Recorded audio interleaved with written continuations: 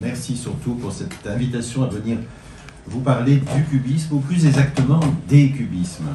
Car en effet, quand Gaël Rageot, il y a déjà un certain temps, m'a proposé de venir vous parler de l'histoire, du développement du cubisme, j'ai immédiatement eu envie de sortir de cette histoire un peu classique qui a eu cours pendant des années du cubisme dit essentiel, c'est-à-dire essentiellement tournant autour des inventeurs du cubisme, Braque et Picasso, et puis quelques autres. En fait, j'ai voulu vraiment, pour ce propos de soir, qui est assez ambitieux, je le reconnais, j'espère que je ne dépasserai pas trop la tranche horaire qui m'est allouée, j'ai eu envie d'ouvrir la focale en grand et vous montrer ce qu'a été le cubisme à Paris avant la Grande Guerre, et vous montrer sa réalité et aussi la réception de ce cubisme. Alors, en fait, il y a deux cubismes à partir de 1910-1911 qui se côtoient clairement. Les échanges entre les deux, vous verrez, ne sont pas toujours évidents. L'un, c'est le cubisme confidentiel, expérimental, de Braque et de Picasso, soutenu par un jeune marchand allemand, Daniel Henry Kahnweiler, un cubisme qui s'expose très peu à Paris durant cette période, et dont seuls quelques rares critiques ou amateurs ont connaissance, comme Guillaume Apollinaire, dont vous avez rappelé évidemment le nom, madame. Et puis cet autre cubisme qui en fait tient le haut du pavé en investissant 2 fois par an les très fréquentés et très médiatisés salons parisiens. Et c'est vraiment ce cubisme-là que le grand public, dont le grand public aura connaissance et qui peu à peu disparaîtra du paysage lorsque notamment les grands historiens de l'art américains des années 50 referont l'histoire du cubisme en le restreignant à Braque et à Picasso. Comme beaucoup d'historiens de l'art à l'heure actuelle, je reste persuadé qu'une vision moins dogmatique et donc plus juste de ce cubisme tel que les contemporains l'ont vécu est aujourd'hui non seulement possible, mais nécessaire pour vraiment rendre compte de la réalité, de la diversité d'un mouvement artistique majeur, même si, rassurez-vous, je vais garder une distance critique aussi à l'égard de certains de ces cubismes qu'on a parfois appelés secondaires. En fait, c'est ce point de vue que les 3 commissaires de l'exposition dont vous rappeliez l'organisation, madame, en 2018-2019 au Centre Pompidou, la dernière grande exposition consacrée au cubisme, nous étions 3 commissaires, Ariane Coulonde, Brigitte Dial et moi-même, nous avons commencé à adopter ce point de vue pluriel. Mais à vrai dire, nous étions limités par l'espace imparti, bien sûr, par le budget de l'exposition, les contraintes budgétaires. Et donc, pour cette causerie de ce soir, qui se divisera en 9 courts chapitres, rassurez-vous, j'ai voulu encore pousser plus loin ce parallélisme entre ces 2 versants du cubisme, ce que rend possible l'exercice de la conférence, qui me permet, à moindre frais, de vous proposer la sélection d'une rétrospective idéale du cubisme. Alors l'histoire commence avec le primitivisme. En fait, mon propos suit peu ou prou les sections de l'exposition parisienne, même si je m'en échappe de temps en temps.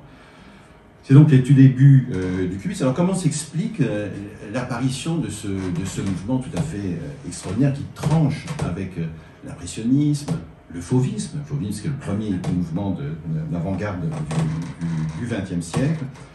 En fait, autour de 1906-1907, on est dans un contexte artistique qui se signale par l'épuisement du modèle académique, bien sûr, mais aussi une lassitude quant à la dilution formelle de l'impressionnisme tardif. C'est aussi un moment de renouvellement assez complet, finalement, des références pour les artistes qui sont animés d'un esprit animé par la volonté de faire un art neuf.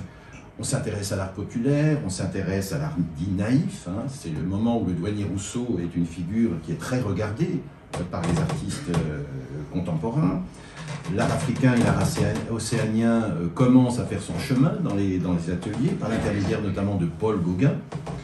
Et Picasso, très vite, va se révéler très sensible à ces nouvelles références européenne, mais surtout extra-européenne. Et je commence cette histoire avec le portrait de Gertrude Stein, cette fameuse icône des débuts de Picasso. Alors Picasso est arrivé à Paris en 1900-1901, Il a traversé sa période rose, sa période bleue, et en 1906, il commence à changer. C'est une des premières grandes métamorphoses, il y en aura beaucoup tout au long de sa carrière, de changer son style sous l'influence notamment de la sculpture ibérique, qu'il découvre non pas en Espagne, mais au musée du Louvre, où se trouvait cette tête masculine. Je ne rentre pas dans l'anecdote, puisque cette sculpture est rentrée en possession de Picasso, parce qu'elle avait été volée par le secrétaire d'Apollinaire. Quand l'affaire a été découverte, Apollinaire a fait la prison, hein, c'est l'origine de ces fameux poèmes de prison. Je ferme la parenthèse, que ce n'est pas tout à fait mon propos.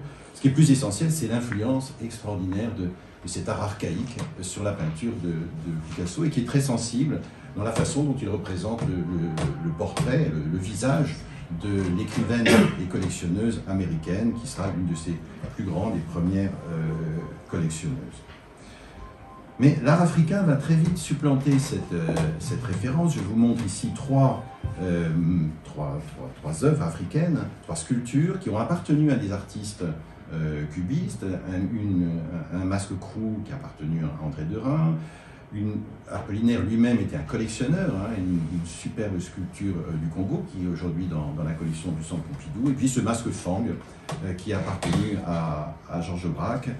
Et c'est vraiment ces nouvelles références qui vont jouer un rôle capital dans la conception des Demoiselles d'Avignon, qui est vraiment, on peut le dire encore maintenant, on le sait depuis longtemps, l'acte de naissance du cubisme, un grand tableau achevé en juillet 1907.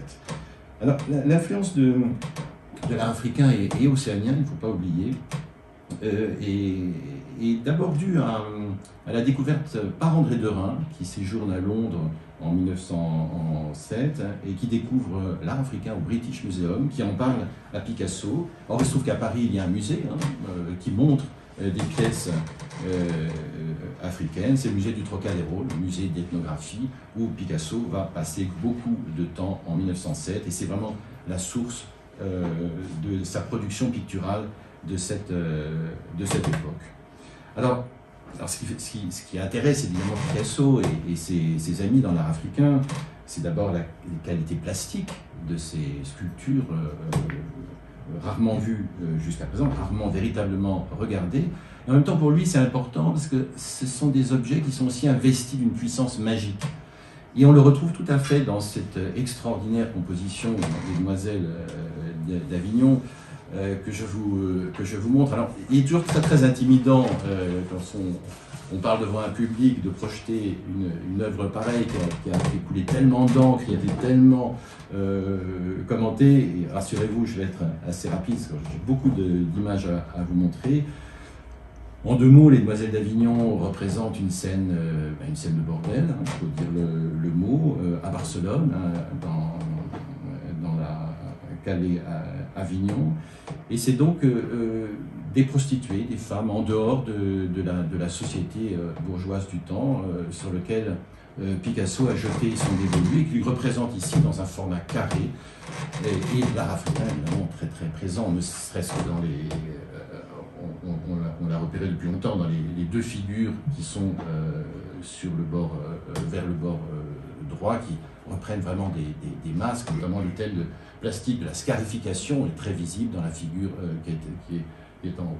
Vous remarquez aussi que ce sont des figures qui dardent leur regard vers le spectateur, hein, qui le toisent avec une intensité tout à fait extraordinaire. Alors, la genèse de ce je ne vais évidemment pas rentrer dans ces détails, dans la genèse de Demoiselles d'Avignon, mais on a toute une série de dessins qui montrent l'évolution de la composition, notamment des personnages masculins notamment, qui ont disparu au cours du processus de création de cette œuvre. Et dans cette peinture, Picasso vraiment marie les références, puisque le fond, avec ces sortes de draperies, vous le voyez, un peu baroque, sont vraiment des allusions à l'art du Gréco, que Picasso regarde également à cette époque.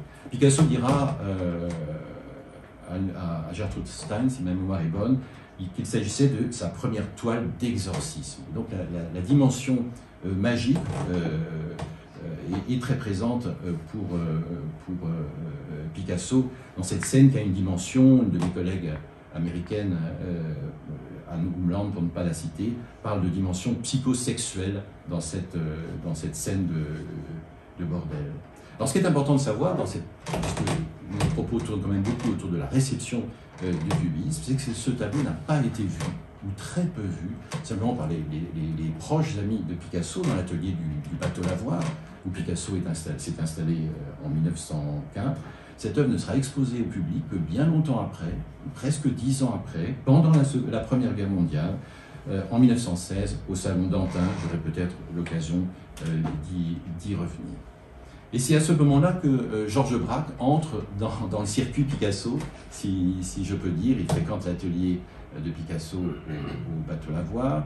Il voit notamment, non seulement Les Demoiselles, mais également une œuvre extraordinaire que malheureusement on n'a pas revue en France depuis très très longtemps, qui a pourtant fait partie de la collection Tchoukine, qui est venue, vous le savez, à la Fondation Vuitton il y a quelques années. Cet extraordinaire Nu à la draperie de septembre 1907, où ce thème de la scarification semble se répandre à l'ensemble de la composition.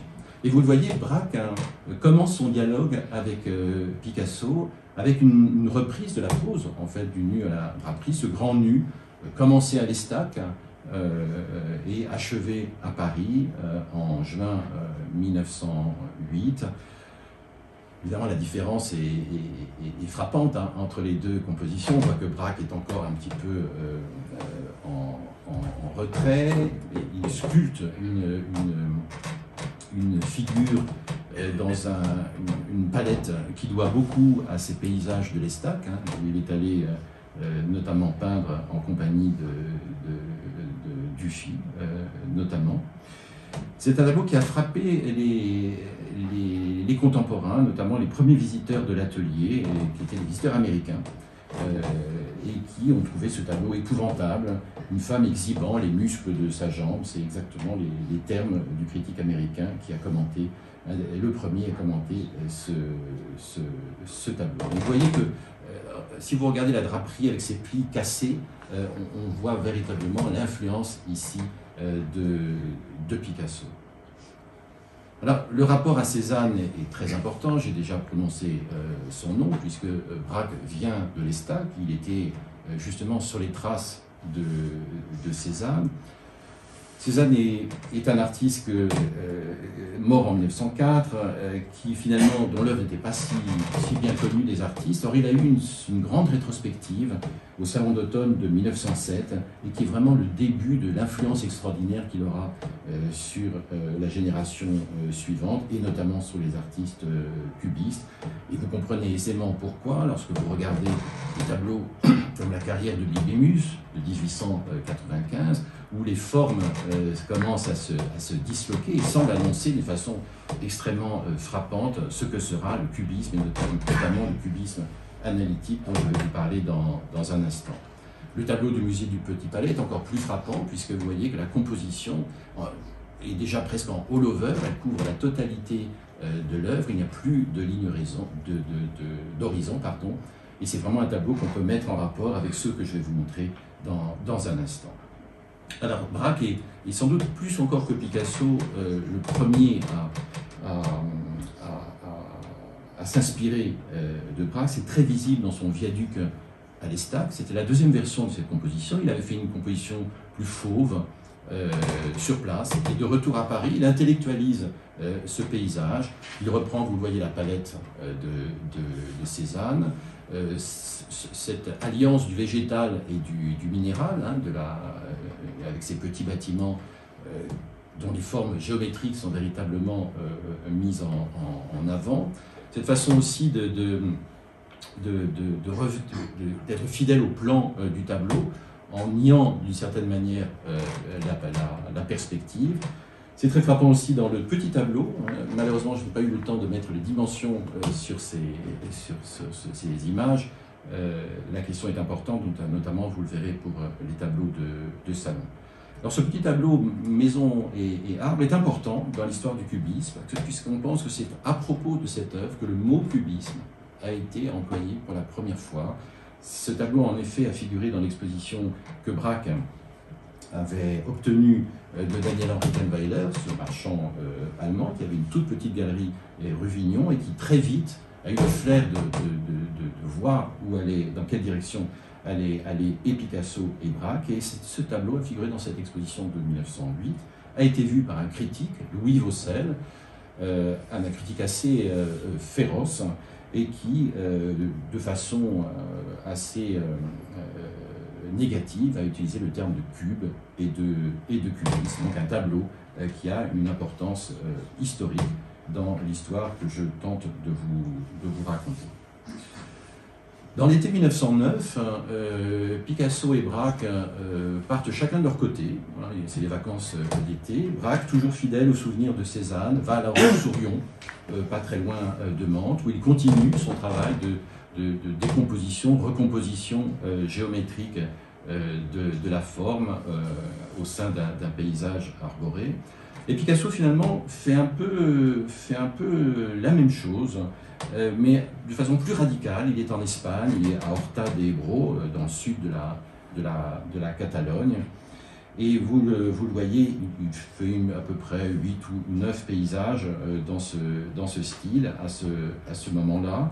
Et il a tendance à géométriser les formes de ces petits bâtiments, et géométrisation qui communique d'ailleurs au ciel, hein, puisque vous voyez le ciel commence aussi à sembler se figer en prisme.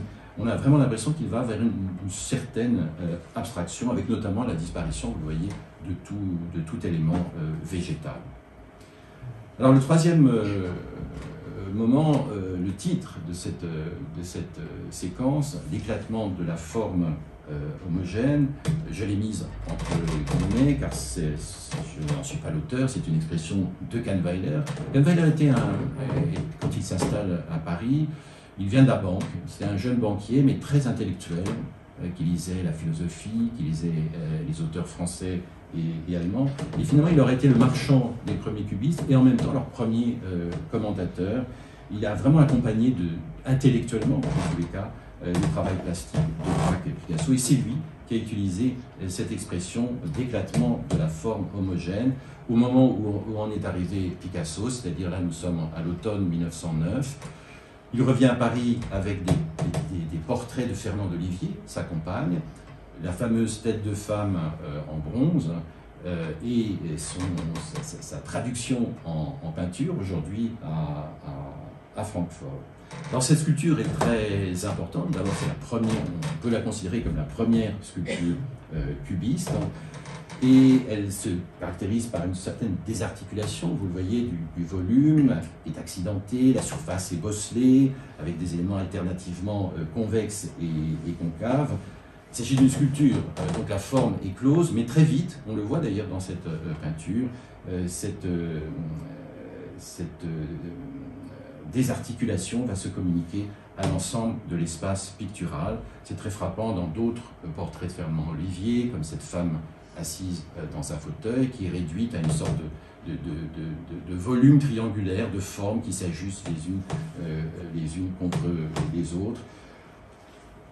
Très frappante aussi l'évolution très rapide, vous le voyez, nous sommes à l'été 1910 de Picasso avec ce guitariste, qui est vraiment une des œuvres les premières œuvres qui relèvent de ce cubisme analytique. Là aussi, le terme, le vocabulaire est celui de Kahnweiler, qui se caractérise par l'adoption d'une sorte de construction en suivant une grille. Vous voyez, les éléments horizontaux et verticaux sont très présents. Cette façon aussi d'être très fidèle au plan même du tableau, hein, une sorte de, là aussi, mais poussé encore plus loin que Braque, d'un refus de la perspective. Et puis vous le voyez surtout, l'artiste use d'une palette très réduite, hein, c'est vraiment ce traitement en camailleux de la palette chromatique. Alors Picasso ni Braque d'ailleurs n'iront jamais jusqu'à l'abstraction, loin de là. On en a deux exemples avec des portraits. Alors ce qui est frappant avec les portraits cubistes de Picasso, c'est que à la fois il y a une grande attention portée à la forme, hein, à la décomposition des formes, à la construction du tableau, mais il parvient cependant à proposer des portraits extrêmement ressemblants. On n'aurait pas le titre du portrait d'Ambroise Vollard, on reconnaîtrait Vollard. Alors qui était Vollard?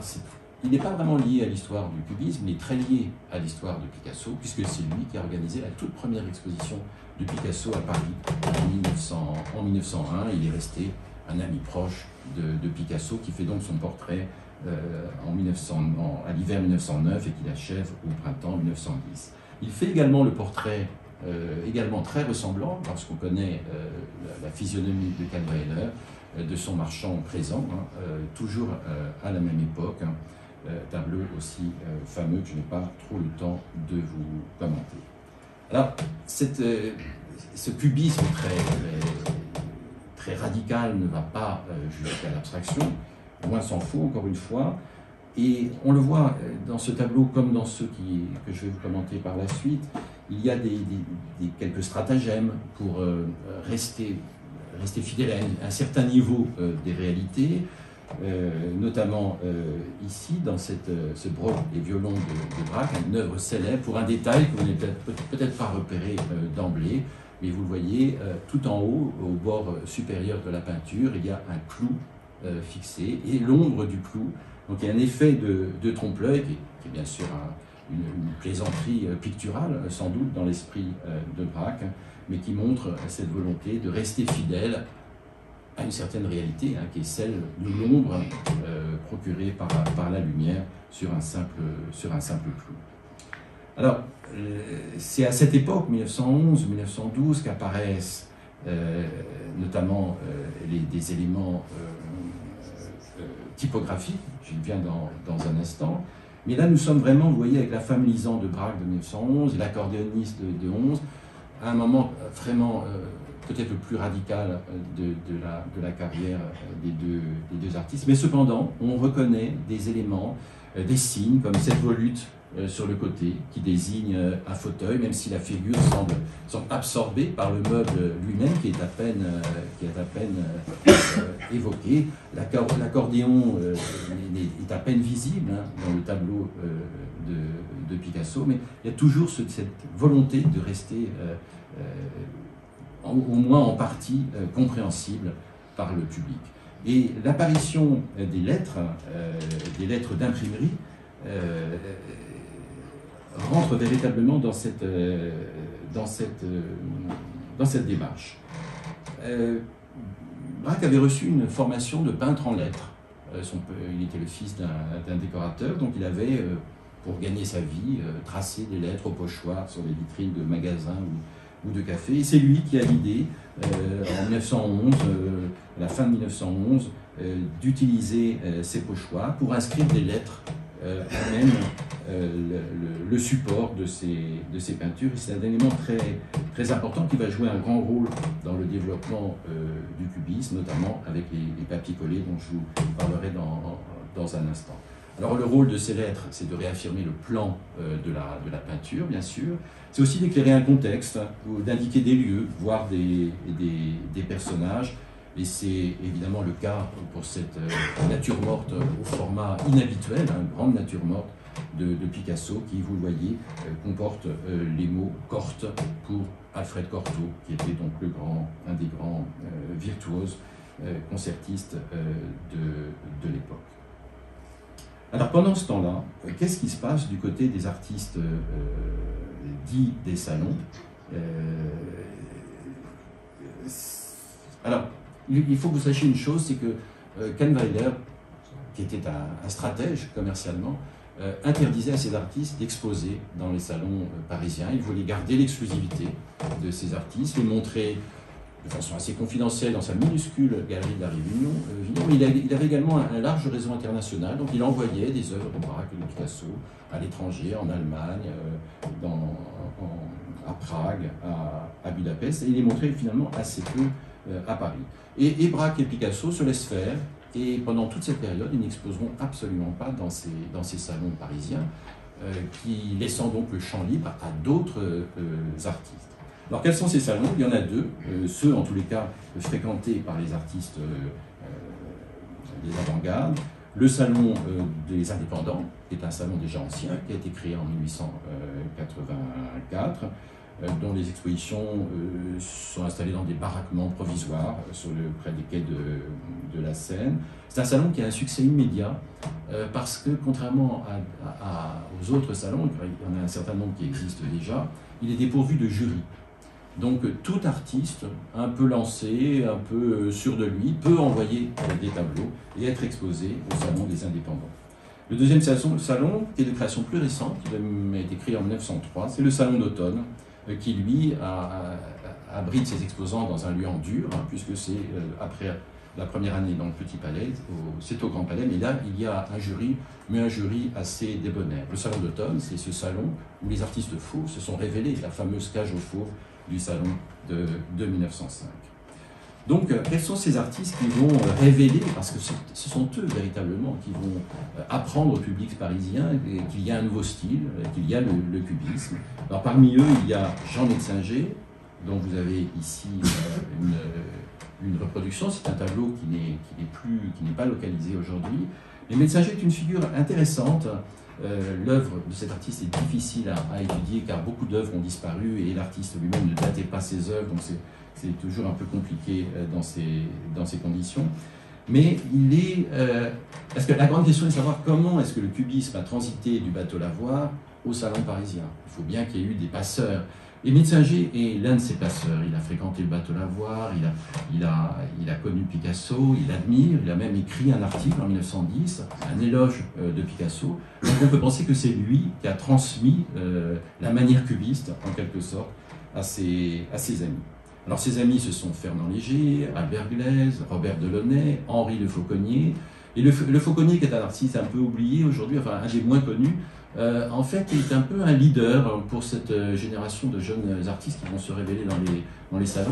Il accueille tous ces peintres dans son appartement, il discute pendant des heures de leur peinture, de la validité du cubisme. Et c'est ainsi que les choses vont se produire, notamment au Salon des Indépendants, qui est l'acte de naissance de ce cubisme des salons, sous la houlette d'Henri Le Fauconnier. Albert Glaise, dans ses souvenirs, raconte de façon très très vivante et vraiment amusante, c'est un texte que je republierai sans doute bientôt, de quelle façon Le Fauconnier et ses amis ont investi le comité de placement du Salon des Indépendants. C'était important stratégiquement d'avoir la main sur l'organisation du salon, car il y avait énormément d'exposants, c'était des milliers d'œuvres qui étaient montrées, et un peu dans le plus grand désordre. Or, les artistes cubistes veulent exposer ensemble, dans une seule salle, et c'est ce qu'ils vont parvenir à faire, en exposant dans la salle 41, qui va faire beaucoup de bruit, qui va attirer beaucoup les journalistes, et cette salle va être très commentée. C'est vraiment l'acte de naissance de ce mouvement, assez différent de celui que j'ai commencé à vous décrire, côté Braque et Picasso. Alors voilà deux exemples d'œuvres présentées dans cette fameuse salle 41. À tout seigneur, tout honneur, c'est Henri Le Fauconnier qui à l'époque apparaît comme un peu le leader.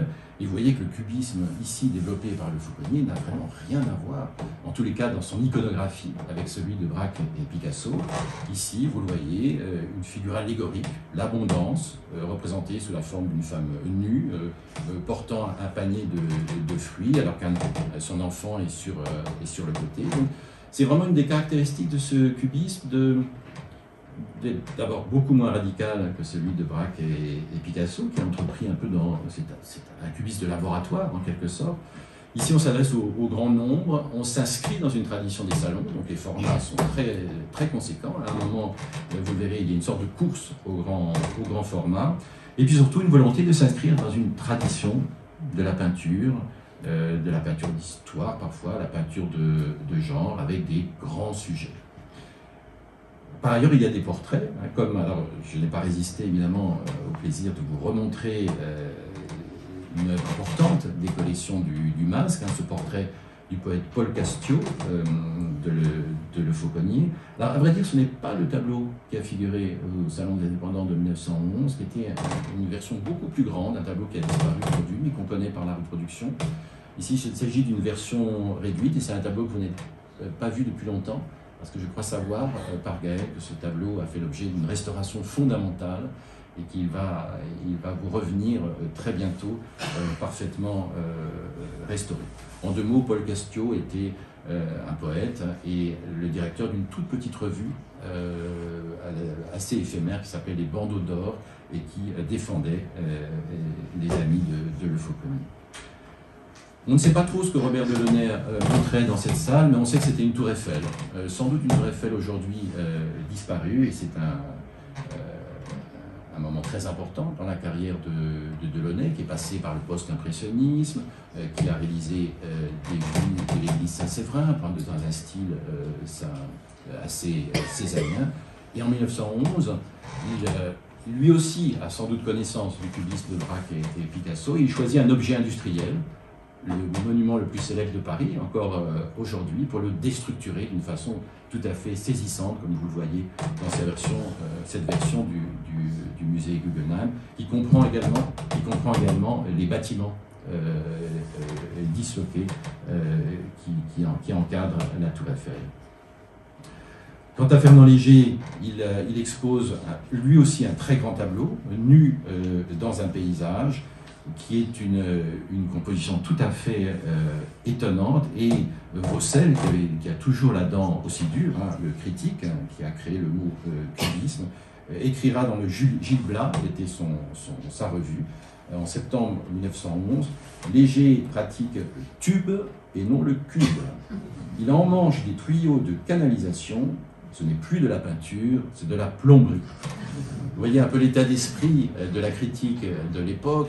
Le public aussi est tout à fait désarçonné par ce qu'il voit dans cette salle 41. Les éclats de rire fusent, les moqueries. Et des tableaux comme celui de Léger, évidemment, ont pu beaucoup surprendre le public de cette époque. Quant à Glaise, il présentait Une femme au Flox, qui est une œuvre qui, bizarrement, se rapproche aussi du tubisme de Léger, comme vous pouvez le voir.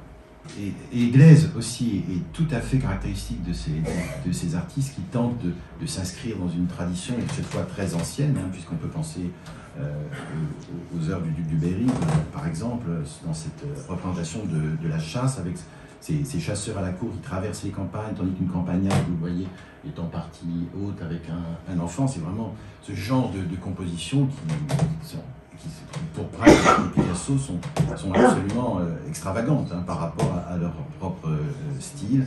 Là, vraiment, Glaise veut s'inscrire dans une tradition qui est en même temps une tradition française. C'est vraiment une revendication presque nationaliste du cubisme des salons, qui s'oppose au cubisme allemand de Kahnweiler. Évidemment, au moment de la guerre, ses positions vont être extrêmement tranchées.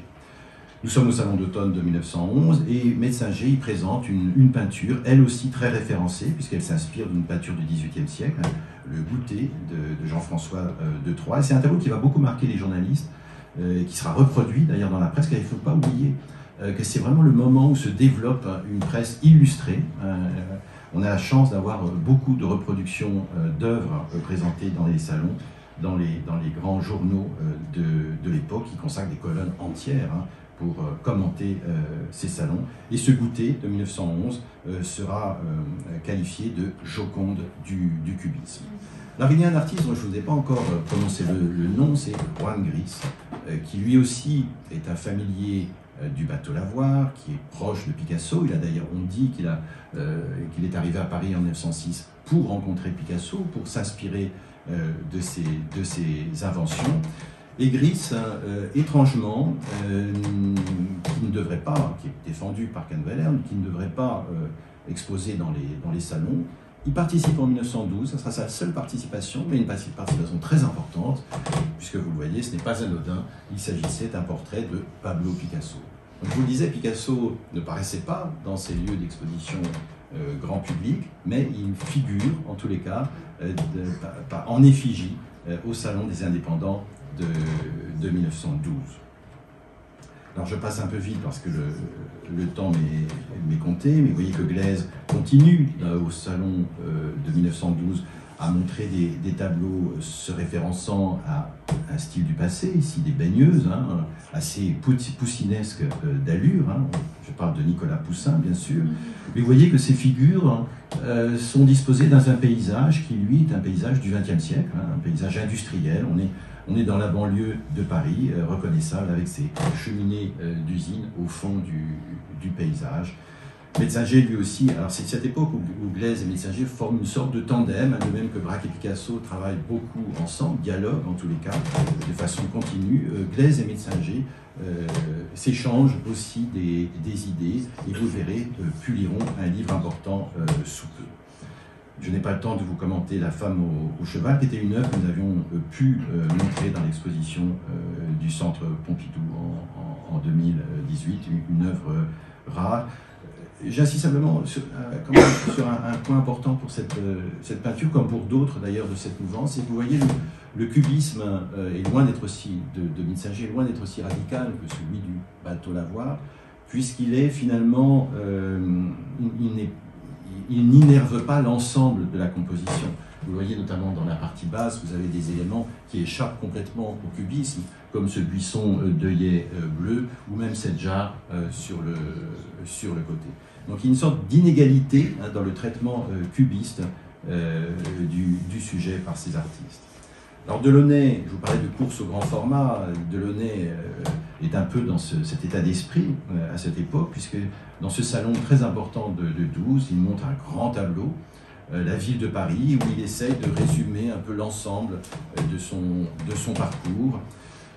C'est là aussi une œuvre qui se réfère, son motif central, à des œuvres anciennes. Ici, c'est une fresque de Pompéi représentant les Trois Grâces. Sur le côté, il y a une citation. Il était très proche du douanier Rousseau. Et l'élément que vous voyez ici est un détail de l'autoportrait du douanier, qui se trouve aujourd'hui au musée de Budapest. Et vous le voyez, il amène ici sa tour Eiffel désarticulée, qu'il essaye tant bien que mal d'articuler avec les trois grâces cubisées, si vous me permettez ce néologisme. Toujours au même salon, Léger. Alors la position de Léger est assez ambiguë, parce qu'il fréquente à la fois le bateau-lavoir, mais il n'est pas encore défendu par le marchand Cadweiler, ça ne va pas tarder. Et il fréquente beaucoup les salons, il y expose des tableaux aussi de grand format, comme cet extraordinaire Noces de 1911, qui est une scène urbaine, hein, dont vous le voyez. Beaucoup d'artistes de cette mouvance dite des salons, contrairement à Braque et Picasso, essaient de s'inscrire dans une certaine modernité, une certaine actualité de la ville, notamment, qui change beaucoup à cette époque, avec l'arrivée des véhicules à moteur, avec les publicités, avec un rythme beaucoup plus trépidant que par le passé. Et c'est cette modernité urbaine que beaucoup de ces cubistes cherchent à traduire. Alors je vous montre un document tout à fait exceptionnel, même s'il est bien connu, hein, c'est pas un document rarement diffusé, mais en tout cas c'est la seule vue que nous connaissons de l'intérieur d'un salon. Hein, c'est celui du salon d'automne de 1912. Nous n'avons pas d'autres traces photographiques des accrochages de ces salons. Je n'ai pas trop le temps là aussi de vous les commenter, mais vous pouvez quand même voir une œuvre essentielle de Kupka. Kupka, artiste d'origine tchèque, dont je ne vous montre pas d'image par ailleurs. J'aurais pu le faire puisqu'il a été influencé par le cubisme, mais cette œuvre est très importante parce que c'est la toute première œuvre abstraite jamais présentée dans une exposition publique à Paris, et c'était donc en 1912. C'est le fameux Amorpha qui est aujourd'hui conservé à la Galerie nationale de Prague. Juste devant vous, vous avez une œuvre de Picabia, mais je vais parler de cet artiste un peu plus tard. Et sur le côté, vous voyez, encore un de ces grands formats, ces peintures de salon, Le Fauconnier, sur un thème assez anecdotique, hein, puisque le titre de l'œuvre, c'est « Les montagnards attaqués par des ours ». Donc il y a une volonté de faire peinture d'histoire tout en usant d'un vocabulaire cubiste.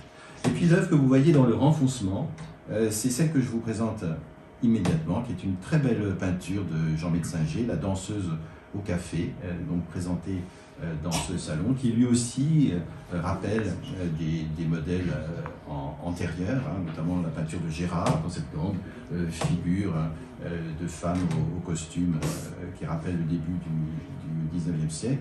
Mais vous voyez aussi qu'il insère des éléments presque décoratifs, hein, notamment en partie basse, qui échappe en quelque sorte à la géométrisation cubiste. De même, la lanterne que vous voyez sur le côté, qui fait un peu penser à l'univers de Georges Seurat, arrive de façon un peu insolite hein, dans cette construction qui est finalement assez éclectique. À ce même salon, Léger, on le voit, de plus en plus s'intéresse au traitement de la couleur, hein, et ces aplats de bleu tranchent par rapport à sa production antérieure, qui était plus caractérisée par un camailleux. Ici, clairement, une allusion à la femme à la cafetière de Cézanne, qui est conservée au musée d'Orsay. Toujours ce salon d'automne de 1912, cette fois de l'architecture et des arts décoratifs. C'est cette fameuse maison dite cubiste, hein, c'est sous ce terme que cette façade d'architecture à l'échelle 1 est passée à la postérité. Son titre exact, c'était « Maquette pour un projet d'hôtel ». Derrière cette... ce qui est intéressant, ce qu'il faut savoir, c'est que le salon d'automne avait une spécialité dans les arts décoratifs, contrairement au salon des indépendants, et beaucoup d'artistes décorateurs présentaient leur production dans ce salon. Et c'est dans ce contexte que Duchamp-Villon propose la première architecture cubiste de l'histoire, en tous les cas. Et puis, au bout d'un moment, les artistes de cette mouvance se rendent compte qu'ils ont besoin de rassembler leurs forces. Ils n'ont plus de salle dédiée, comme en 1911, et ils décident de créer une exposition pour eux. Et ça sera le salon de la section d'or. Alors, je n'ai pas le temps de rentrer trop dans les détails, c'est un salon très important, une exposition qui autrefois était consacrée à cette exposition. Je vous montre l'une des peintures les plus ambitieuses de Glaise, qui a été montrée dans ce salon, qui est le dépiquage des moissons, qui montre aussi l'aspect très traditionnaliste, finalement, de Glaise, dans le choix de ses sujets, ici, des moissonneurs. Donc on est vraiment dans des thèmes ancestraux, mais dont le traitement est clairement cubiste et très, très convaincant de la part de l'artiste. Et puis, à ce salon, Duchamp, Marcel Duchamp, parvient à exposer son fameux nu descendant un escalier, qui est une œuvre considérée comme une œuvre absolument majeure de l'artiste et de l'histoire du cubisme, mais pas que du cubisme, puisque clairement l'influence des artistes futuristes italiens qui exposent à ce moment-là à Paris, à la Galerie Bernam-Jeune, en 1912, le futurisme joue un rôle dans la conception de ce nu descendant un escalier. Et c'est la raison pour laquelle Glaise notamment, mais également les frères Duchamp-Villon et Villon de Duchamp, ont demandé à Duchamp de retirer cette peinture. Duchamp s'est exécuté, mais plus jamais il n'exposera dans un salon parisien. Alors ce nu aura une postérité extraordinaire, notamment aux États-Unis, puisqu'en 1913 a lieu l'exposition dite de l'Armory Show, hein, qui est une exposition géante où tous les artistes d'avant-garde européens, et pas seulement cubistes, trouvent une visibilité. Pour la première fois aux États-Unis, cette exposition aura un rôle majeur dans la naissance d'un art moderne américain, et le nu descendant un escalier sera considéré vraiment comme l'œuvre emblématique de l'exposition. Et là, je sors un peu de mon sujet, qui est plutôt consacré, vous l'avez bien compris, au cubisme parisien. Alors, le Salon de la Section d'Or est l'occasion d'une assez dense activité éditoriale autour du cubisme, notamment Glaise et Metzinger sont les tout premiers à avoir publié un livre sur le cubisme. Et vous voyez qu'ils empruntent le mot cubisme avec une certaine réticence, avec des pincettes, on dirait presque, avec ces guillemets du cubisme. On sent que le terme ne se l'approprie pas vraiment, puisque vous connaissez maintenant son origine. Alors ce livre est assez obscur, à vrai dire, assez mal rédigé, pas absolument palpitant, et il se veut une sorte de vadémécum des artistes, vadémécum du cubisme. Le propos n'est pas toujours très clair. Le livre qui suit, hein, celui-ci paraît en 1912, celui de Guillaume Apollinaire, Les méditations esthétiques des peintres cubistes, date de 1913. Là, c'est vraiment un livre absolument majeur. Apollinaire qui connaît très bien les différents cubismes, parce que vous l'avez compris, il y en a au moins deux, consacre à chacun des artistes, aussi bien ceux du bateau-lavoir que ceux des salons, des notices de très grande qualité et surtout une pénétration extraordinaire. Il arrive vraiment à individualiser chacun de ces de ces artistes. Alors l'intérêt de ces deux livres aussi réside dans le fait qu'ils comportaient des cahiers d'images en assez grand nombre, des images noir et blanc bien sûr, qui reproduisaient des œuvres cubistes des différents artistes concernés. Et ces livres ont été beaucoup diffusés, ont été beaucoup traduits dans les langues étrangères, notamment en russe. Et on peut penser que la diffusion du cubisme parisien en Russie, notamment, c'est le fameux cubo-futurisme, est passée par la diffusion de ces images noir et blanc qui ont permis à des artistes éloignés de Paris de découvrir le mouvement. Donc un rôle important joué par ces deux livres. Revenons à Braque et Picasso, qui en 1912, alors là, on est vraiment dans un autre univers, hein, on revient dans le secret des ateliers, les ateliers laboratoires, et c'est là que Picasso et Braque vont se livrer à toute une série d'innovations absolument révolutionnaires en introduisant notamment le collage, en introduisant des corps étrangers. Pour la première fois dans l'histoire de la peinture, il y a des éléments étrangers à la peinture qui s'insèrent dans la peinture, des fragments de la culture de l'information ou de la consommation, vous allez le voir très vite, par les papiers collés. Mais le premier acte de cette sorte de désacralisation de la peinture, hein, je reprends les mots de Brigitte Léal, ma collègue, c'est cette chaise canée. Un tableau qui n'est pas très grand, une petite ovale, qui, vous le voyez, comporte un élément, une sorte de trompe-l'œil, avec ce morceau de toile cirée que Picasso a appliqué sur le support. Il y a une sorte de dialectique, vous voyez, entre le cubisme, encore dans sa phase analytique, avec une belle inscription, un joug pour journal. Les mots, quand ils apparaissent dans la peinture de cubisme, sont souvent incomplets, hein. C'est une façon de demander au regardeur sa participation. Et puis, autre objet étonnant, un objet trouvé, cette corde, vous voyez, qui entoure la peinture et qui fait office de cadre. C'est Georges Braque qui, à la suite d'un séjour à Sorgues dans l'été 1912, a le premier l'idée d'utiliser des morceaux de papier journaux, des morceaux de papier décoratif, de papier peint. Il en parle à Picasso, qui immédiatement se saisit de l'idée, et vous avez sous les yeux, parmi les premiers papiers collés de Picasso. Alors, j'ai choisi ces deux œuvres extraordinaires parce qu'elles se complètent d'une certaine façon, elles s'opposent même. Dans la première, vous avez un dessin qui occupe la plupart l'espace de la feuille, et simplement un petit élément de journal qui vient compléter la composition, alors que dans Bouteille sur une table, c'est l'inverse. Il a utilisé une feuille de papier journal dans son intégralité, qu'il a découpée, qu'il a couvert de signes un peu cabalistiques. Hein. On reconnaît quand même une bouteille d'eau de Seltz avec son bouchon caractéristique. Une œuvre tout à fait étonnante pour l'époque. Il faut se rendre compte que le public, en voyant des éléments comme un papier journal inclus dans des dessins ou des peintures, devait être absolument saisi, pour les rares qui ont pu découvrir ces créations tout à fait extraordinaires pour l'époque.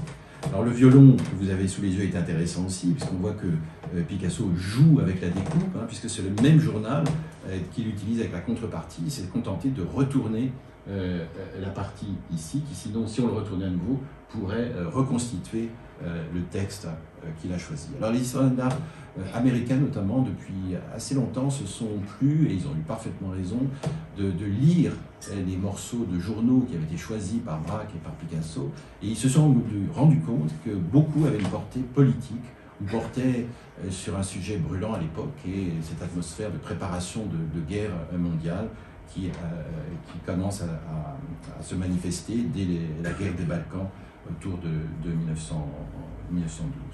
Picasso, encore ici, qui utilise, vous le voyez, un morceau de papier peint. Là aussi, il y a eu une recherche tout à fait récente, tout à fait extraordinaire, qui a retrouvé les modèles de papier peint utilisés par Braque et Picasso pour en tirer toute une série de remarques. Ici, ce qui est intéressant avec ces papiers collés, notamment ceux qui portent un titre comme celui-ci, c'est de les rapprocher de cette figure de style, vous savez, la synecdoque qui permet d'évoquer un tout par une partie. Hein. C'est la partie pour le tout, et il suffit d'un simple rectangle de papier journal pour évoquer le journal dans son entier. De même, il utilise aussi bien Braque que Picasso, utilise ces papiers décoratifs. Vous voyez un détail de moulure bleue ici, que l'on retrouve d'ailleurs dans d'autres papiers collés, et qui donne un intérêt plastique nouveau à ces dessins qui restent d'une grande simplicité. Et ce qui est frappant dans ces papiers collés de Picasso, c'est eux que je vous montre pour l'instant, c'est à la fois leur simplicité et leur extrême degré de sophistication. Alors, venons-en à Braque avec l'un de ses chefs-d'œuvre. C'est une œuvre qu'il avait offerte d'ailleurs à Picasso. C'est la raison pour laquelle elle se trouve aujourd'hui au Musée national Picasso, car Picasso l'a gardée pour lui pendant toute sa vie. C'est la guitare Statue d'épouvante, qui est une œuvre d'une grande force, d'une grande sophistication, là aussi, qui inclut des éléments dessinés, qui réintroduit le modelé aussi. Hein, vous voyez dans ces éléments autour des lettres qui désignent un concert. Des papiers en faux bois hein, qui sont beaucoup utilisés. Ce sont ces rouleaux que Braque a ramenés de Sorgues. Et ce qui fait l'intérêt assez saisissant de cette statue d'épouvante, c'est ce prospectus de cinéma, ce qui a donné d'ailleurs son titre à la composition, Statue d'épouvante. Il s'agissait d'un des films muets que l'artiste pouvait voir au cinéma de Sorgues. Donc vous voyez une façon de faire entrer dans la création plastique la poésie du quotidien, la modernité du cinématographe. Alors, je me plais aussi à vous montrer cette nature morte sur la table qui appartient au Centre Pompidou, parce que il y a un effet tout à fait étonnant, puisque vous voyez que le point focal de la composition, c'est une publicité pour les rasoirs Gillette, et c'est sans doute ces rasoirs qui servaient aux deux artistes à découper les formes dans les papiers journaux, dans les papiers décoratifs, dans le faux bois. Donc il y a un effet de miroir, si l'on peut dire, ou de mise en abîme de la pratique des deux artistes depuis 1912. Et puis assez rapidement, Braque et Picasso vont jouer avec cette idée du trompe-l'œil. Alors le papier faux bois, c'est un trompe-l'œil, puisque c'est du bois qui est une image du bois imprimée. Mais cette fois, ils vont le peindre lui-même. Donc là aussi, une sorte de mise en abîme, puisque cette peinture est une peinture. Il n'y a pas de papier collé dans ce compotier écarte. Donc vous voyez de quelle façon des éléments de l'art graphique viennent s'insérer dans la production picturale de Braque, mais également de Picasso à la même époque. C'est au même moment que Picasso crée ses premiers assemblages, et notamment cette extraordinaire guitare en métal, hein, qui est la première assemblage métallique de l'histoire de l'art, et que nos collègues américains du MoMA conservent encore aujourd'hui. C'est d'ailleurs un don de Pablo Picasso. Une œuvre tout à fait étonnante, là aussi, qui doit beaucoup à des petites constructions en papier, en carton, que réalisait Picasso dans son atelier, qui donc a été assez peu conservé. La référence à l'art africain est frappante aussi, cette façon de rendre concave des éléments convexes, notamment, je ne sais plus comment on appelle le trou au milieu du corps de la guitare, le terme technique m'échappe, mais il fait vraiment penser à ces regards de masques africains, les masques crous notamment, qui sont rendus par une sorte de tuyaux de bois. Une œuvre tout à fait extraordinaire et révolutionnaire pour l'époque. C'est aussi, juste avant la Première Guerre mondiale, Le Verre d'Absinthe, qui est une œuvre aussi emblématique de cette production sculptée de Picasso, dont il réalisera plusieurs exemplaires, puisqu'il fait fondre en bronze cette petite sculpture en plâtre, qui a la caractéristique de comporter des objets réels. Picasso ne s'est pas contenté de transporter dans sa peinture des éléments papier, mais dans cette sculpture, c'est une véritable cuillère à absinthe, c'est un véritable morceau de sucre qu'il inclut dans sa petite sculpture, et c'est la première fois que l'on réalise une sorte d'ancêtre du ready-made que Marcel Duchamp, à peu près à la même époque, entreprend d'inventer. Très vite encore, un petit retour à Juan Gris, qui est peut-être l'artiste le plus... Dans l'ensemble de la production, il est vrai que sa vie a été courte, a été entièrement informé par l'esthétique cubisme. Il est rentré dedans dès ses premiers pas de peintre à Paris, et jusqu'à la fin, il sera très fidèle au cubisme. Et si je vous montre cette peinture, c'est pour vous montrer l'influence des papiers collés, mais cette fois, Gris, comme Braque tout à l'heure, peint ces papiers. Ce ne sont pas des vrais morceaux de journaux. En revanche, vous voyez qu'il cite la chaise cannée de Picasso. Une œuvre très frappante par, évidemment, la palette est extrêmement vive, toujours chez Gris, et cette façon aussi de multiplier les effets de perspectives divergentes. Mais je n'ai malheureusement pas trop le temps de vous commenter, car je vois que l'heure tourne. Quant à Léger, il est désormais rentré dans l'écurie de Kahnweiler avec une série d'œuvres assez radicales, qui sont ces contrastes de formes. Léger flirte en quelque sorte avec l'abstraction à cette époque, et c'est très sensible dans cette production qui joue sur des éléments en forme de cylindre, dont il rend le volume par un modelé très fort, incluant des éléments de couleurs vives qui contrastent avec les éléments laissés non peints du support. Sonia et Robert Delaunay sont des figures importantes aussi de cette époque, qui, vous allez le voir, fréquentent également, exposent dans les salons. Ils sont très proches d'Apollinaire, et c'est Apollinaire qui créera cette sous-catégorie du cubisme, l'orphisme, pour rendre compte de ce cubisme très coloré, axé véritablement sur l'exploitation des complémentarités de couleurs. Delaunay est très inspiré notamment par les recherches d'un chimiste, le chimiste Chevreul, et ces recherches qui vont le conduire à toute une série d'œuvres quasi abstraites. Alors à l'époque, on ne parle pas vraiment d'abstraction, on parle de peinture pure, une façon détournée d'évoquer cette façon qu'ont certains artistes de prendre leur distance avec la réalité. Apollinaire composera un poème célèbre autour de la série des Fenêtres de Robert Delaunay. Sa femme Sonia, qui est d'origine ukrainienne, qui est arrivée à Paris assez tôt et qui a commencé par être une artiste fauve, est également très présente sur la scène du cubisme, notamment avec une peinture comme celle-ci, tout à fait étonnante, le bal Bullier, où l'artiste rend le mouvement des danseurs sur un format très inusité qui rappelle un peu une pellicule de film. Et un des thèmes qui occupe beaucoup, c'est la façon dont elle peut restituer la lumière électrique qui caractérisait ce bal aujourd'hui disparu. Revenons au salon. Revenons à des grandes peintures faites pour frapper le visiteur.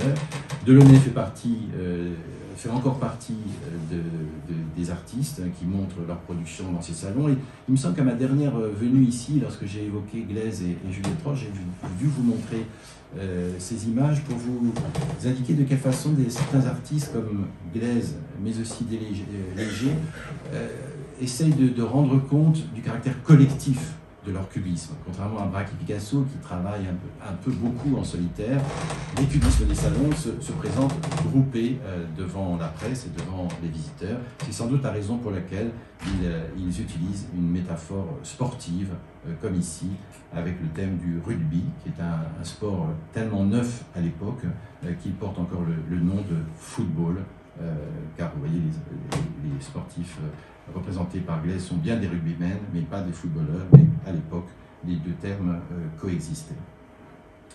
Je ne vous ai pas parlé de Marc Chagall, et c'est normal, car Chagall arrive tardivement dans l'histoire du cubisme. Il est d'ailleurs très réticent.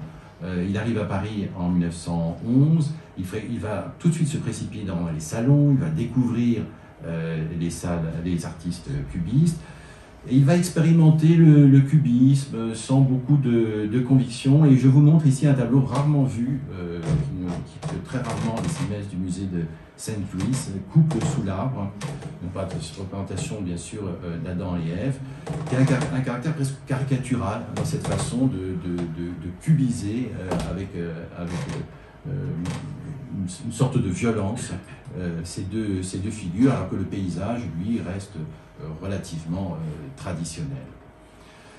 Picabia est recruté par Apollinaire sous la bannière de l'orphisme, hein, c'est ainsi qu'il le catégorise dans son livre dont je vous parlais tout à l'heure, Les peintres cubistes, et vous avez sous les yeux l'un des chefs-d'œuvre de l'artiste qui montre de quelle façon lui n'hésite pas à aller vers une certaine forme de ce que nous appelons aujourd'hui l'abstraction. C'est la vision d'une danseuse qui se produisait sur un paquebot qui le conduisait à New York ou qui revenait à Paris, je ne me souviens plus, qui lui a inspiré cette grande peinture. Il s'agit d'un très grand format tout à fait extraordinaire qui appartient au Centre Pompidou et que nous venons tout juste de débarrasser d'anciens repeints. C'est une œuvre, quand vous reviendrez visiter les salles du Centre Pompidou, vous paraîtra dans toute sa fraîcheur. Je passe très vite, mais Jacques Villon est une figure relativement secrète dans l'histoire du cubisme. Il est surtout connu comme graveur à l'époque, mais au Salon des Indépendants de 1914, il présente une œuvre qui m'intéresse particulièrement. C'est la raison pour laquelle je l'avais fait venir au Centre Pompidou pour l'exposition du cubisme, car il montre l'intérêt de l'artiste pour le thème de la machine, de la mécanique, qui va jouer un très grand rôle, vous allez le voir sous peu, notamment dans la production de son frère Raymond Duchamville. Alors, nous en venons à ce salon des indépendants de 1914. Je me suis rendu compte, en travaillant beaucoup sur cette histoire des salons, que celui de 14 a vraiment un statut particulier. C'est un salon absolument international.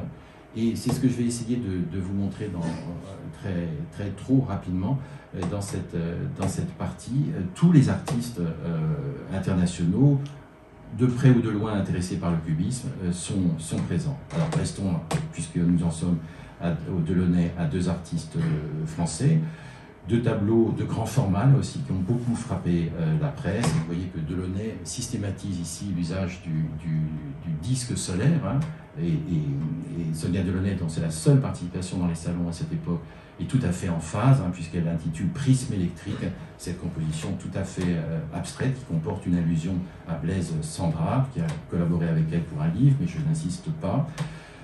Ah, là, il ne s'agit absolument pas d'une œuvre de Mondrian, mais d'une œuvre de Metzinger, qui est un portrait, en fait, un portrait caché, crypté de Max Jacob. Vous voyez que Metzinger, ici, systématise en quelque sorte son recours au décoratif, mais je suis obligé d'aller très vite. C'est un salon où aussi la sculpture est très présente, et notamment un artiste russe, Alexandre Archipenko, qui présente des œuvres absolument stupéfiantes pour l'époque, des boxeurs, et notamment ce carrousel Pierrot que Apollinaire, dans son compte-rendu du salon, il est l'auteur de plusieurs de ses critiques de salon, juge l'œuvre la plus extraordinaire du salon. Non moins extraordinaire, vous voyez un autre artiste russe, les Russes sont très présents en 1914 à Paris, une œuvre de Baranov-Rossiné, la symphonie, que je n'ai pas le temps de vous commenter. Malevich est aussi présent à ce salon parisien, notamment avec le Samovar de 1913 que nous avions pu obtenir pour l'exposition de Paris. Je passe très vite, un artiste mexicain, Diego Rivera, et puis Mondrian. Mondrian est également présent au Salon des Indépendants de 1914, avec des œuvres extrêmement radicales, vous le voyez, comme une œuvre totalement abstraite, son tableau de 1914. Alors, quand la guerre éclate, évidemment, c'est la fin du système des salons. C'est la fin aussi de la galerie Kahnweiler, qui, sujet allemand, est obligé de s'exiler. Le fond de sa galerie est confisqué par l'État français. Et puis, c'est la dispersion des artistes. Alors, Duchamp-Villon, juste avant la guerre, a créé une sculpture étonnante, hein, qui est une sorte de prémonition de la guerre, avec ce cheval majeur, qui signe l'alliance entre cubisme et machinisme. Je vois que l'heure tourne, donc je ne vous commente pas les dernières œuvres de Picasso juste avant la guerre, notamment ce portrait de jeune fille. À l'époque, avant la guerre, Picasso était à Avignon, et c'est là qu'il fait cet étonnant portrait d'Eva Guel, qui est sa compagne de l'époque. Il entre dans un cubisme que certains historiens d'art récents ont appelé cubisme confetti, à cette façon de réinsérer de la couleur par le biais de petits points.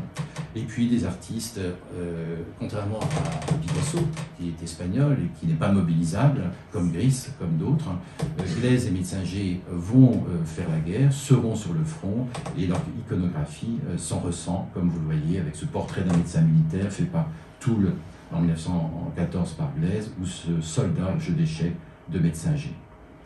Fernand Léger aussi sera très affecté par la guerre, puisqu'il sera directement en contact avec le front. Il va multiplier les dessins cubistes à cette époque, et à la fin de la guerre, il réalisera cette étonnante composition, la partie de cartes, qui montre cette vision des poilus transformés en une sorte de mécanisme déshumanisé. Juan Gris, je vous dis, n'est pas mobilisable. Voilà un tableau qui montre sa fidélité au mouvement cubiste pendant la guerre, alors qu'il est reclus à Céret, à proximité de Matisse. Je ne vous ai pas beaucoup parlé de sculpture cubiste pour une raison simple, c'est que les sculpteurs arrivent finalement dans un second temps dans l'histoire du cubisme. On a souvent tendance, les commissaires d'exposition, à mêler sculpture et peinture cubiste. Or, très souvent, enfin la plupart du temps, les sculptures qui sont présentées dans ces salles sont bien postérieures aux peintures, puisque vous avez ici une production de guerre, et Henri Laurence, qui n'est pas mobilisable parce qu'il est en mauvais état de santé, continue à travailler la sculpture, et la sculpture cubiste avec des œuvres tout à fait saisissantes, comme ce clown de 1915, ou ces assemblages, comme cette bouteille de Beaune, mais des œuvres qui ne sont pas vraiment vues à l'époque, car créées en temps de guerre. Quant à Picasso, il abandonne l'aventure des assemblages, l'aventure des papiers collés, et je vous montre une grande peinture, presque abstraite, c'est vraiment une des œuvres les plus radicales de Picasso, que je vous montre ici dans son atelier de la rue Schulcher, avec derrière lui un état de la peinture que vous avez sur le côté. Et c'est dans cet atelier de la rue Schulcher que vient à sa rencontre un jeune poète, Jean Cocteau, qui s'est vu commander par le mécène et directeur des ballets russes, Serge Diaghilev, un ballet. Et il vient solliciter Picasso pour faire les décors et les costumes. Ce ballet, c'est Parade, qui aura lieu au Théâtre du Châtelet en 1917. Ce sera le grand événement du spectacle vivant à Paris pendant la Première Guerre mondiale. Picasso se fait prier et il n'est pas sûr de vouloir se lancer dans le théâtre, mais finalement il ne résiste pas. C'est la toute première commande qu'il reçoit et il va beaucoup travailler à ce ballet. Pour le préparer, Diaghilev, Cocteau et Massine, le chorégraphe, décident de partir en Italie. Et c'est là que Picasso va réaliser ces deux peintures, l'italienne, que vous voyez, de 1917, que je n'ai pas trop, encore une fois, le temps de vous commenter. Mais voici les décors et surtout les costumes tout à fait étonnants réalisés par Picasso à cette époque. Et vous voyez qu'il réutilise finalement ses compositions cubistes dans le domaine du spectacle. Mais ce qui est extrêmement étonnant pour les spectateurs de ce ballet, c'est que ce décor déstructuré, cubiste de Picasso, ce costume du manager, il y en a 3 sur la scène, dans ce style, se découvre juste au moment où se lève un rideau qui, lui, n'a absolument plus rien de cubiste. Le rideau du ballet Parade, très influencé par la peinture italienne, par le climat romain, et on voit que Picasso décide de laisser derrière lui, il reviendra, rassurez-vous, une grande partie de sa production cubiste. Il y a un effet de surprise, évidemment, quand le public, qui quand même sait que Picasso est l'inventeur du cubisme, découvre ce rideau. Et d'une certaine manière, on peut dire que ce rideau sonne le glas du premier cubisme, en tous les cas, celui auquel aura mis fin la Première Guerre mondiale. En conclusion, à l'issue de ce panorama trop rapide, j'ai peut-être été un peu ambitieux et je m'en excuse, j'ai tenté de vous présenter une histoire plurielle du mouvement cubiste jusqu'à la Grande Guerre. J'aimerais, pour conclure, anticiper un reproche que l'on pourrait me faire d'un certain relativisme, en remettant sur le même plan la production de Braque et Picasso et des autres cubistes. Je chercherais à minorer l'apport des uns pour mieux mettre sur le pavois d'autres personnalités moins connues, comme Glaise, dont je suis le spécialiste.